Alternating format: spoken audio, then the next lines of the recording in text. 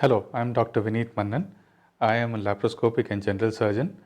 My area of expertise is laparoscopic hernia, laparoscopic cholecystectomy, and laser surgeries for piles, fissure, and fistula.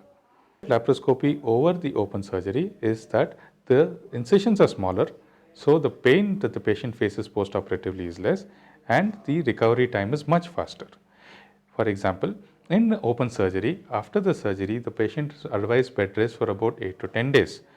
Whereas in laparoscopic surgery, the person can go resume his work within 72 hours. In open surgery, the pain will remain for about 4 to 5 days, whereas in laparoscopic surgery, the pain reduces within 24 hours.